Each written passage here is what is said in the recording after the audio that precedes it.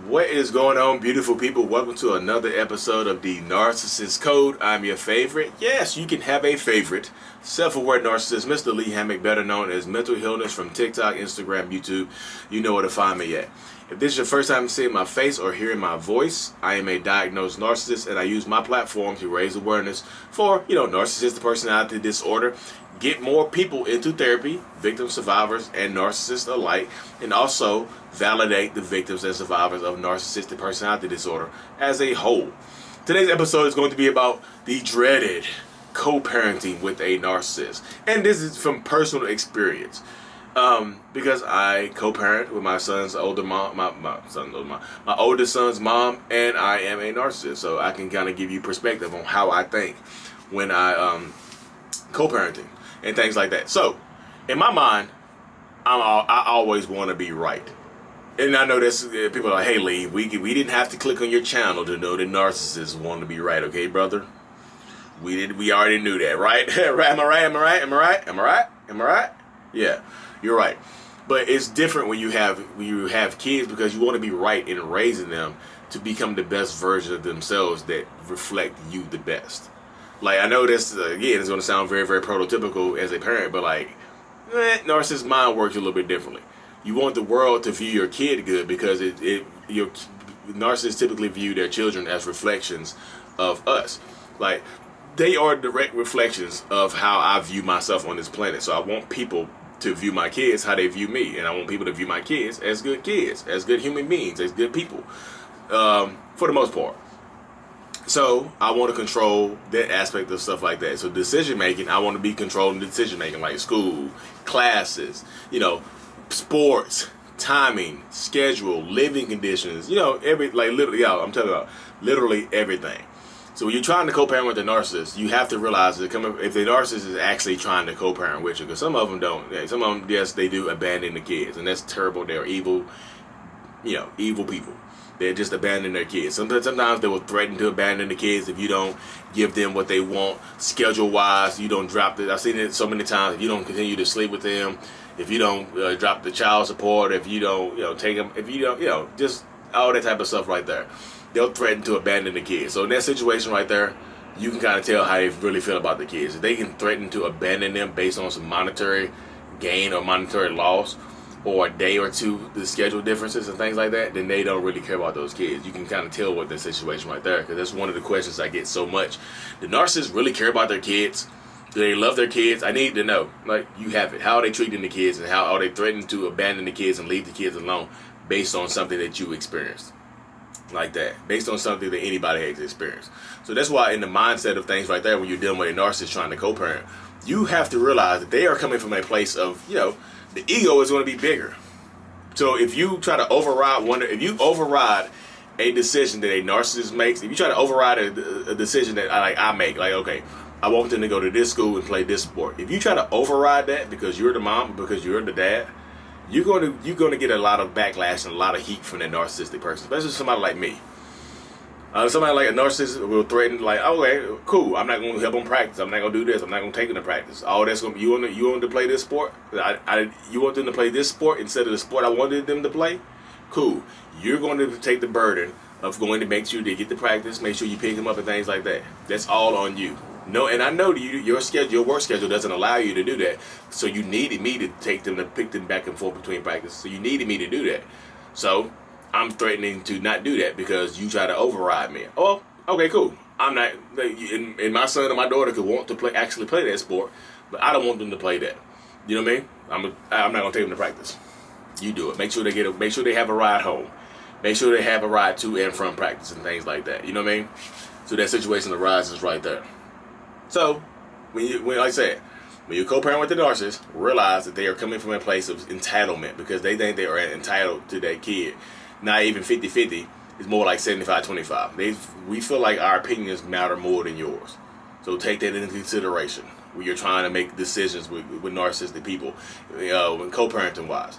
And here's a tip too. Read the book How to Win Friends and Influence People.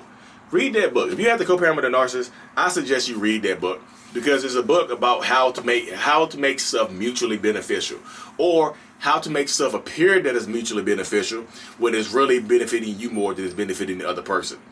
Because like things like that in a situation, like you have to get to get something from a narcissist, to get them to agree to something that they normally wouldn't agree to, you have to make it seem like it's benefiting them in one way or another. You have to make it seem like they are getting something from this situation. You have to make it seem that there is more gain than loss from the narcissist, because narcissistic people don't like to take losses, folks. They do not like to take losses. No way, shape, or form do they like to take losses or hold that L or anything like that. So that you have to make it seem like it's going to benefit the narcissist in one way or another. You just have to. I know you said like, well, it seems like we got to work extra hard to do this with this narcissist person. Yeah, you got to work extra hard because you got a narcissist. You got a baby by a narcissist. You can be a man or you can be a woman, but you do have a baby by a narcissist. So you have to deal with it. So in that situation right there, you have to come to the forefront. You have to realize that this is not a normal mindset that you're dealing with. My mindset is a little twisted. So I'm not like saying I'm going to always picking me, make stuff more beneficial to me than it's going to be for it is going to be for the kids. Then it's definitely going to be for you. As long as it's benefiting me in some way, shape, or form, cool. You have to make, like I said, when you co-parent with a narcissist, if you're not doing parallel parenting, I'll do a whole nother video on parallel parenting. But parallel parenting is when like you just parent on your time. Don't make any suggestions to the other parent or whatever. You just parent on your time. They parent on their time, how they see fit. There's no intermingling. There's no anything like that. There's literally, that's how you go low contact by parallel parenting. But if you're going to do co-parent, then you literally have to make it seem like it's going to be beneficial to them. You just have to. Hey, if he plays this sport that you don't like, I know you don't like this sport.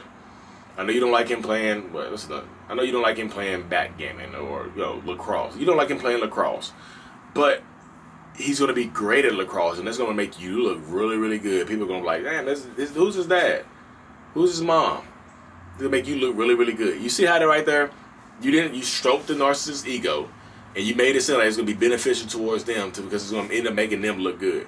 I know, like I said, I know it's overkill. I know you have to do a lot. I know you have to. But like I said, you got a baby by a narcissist. You got kids by a narcissist.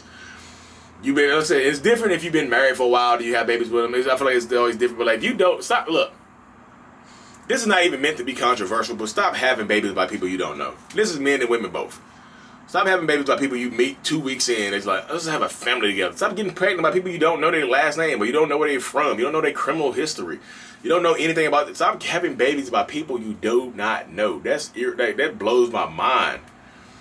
Like, oh, I know we only been together 1 month, but let's have a family. Let's have a family together. Like, what's your last name? Don't worry about it. Okay, cool. Clap these cheeks for. Here's the cheeks. Clap them. Stop getting pregnant by people you don't know. Stop getting people pregnant that you don't know.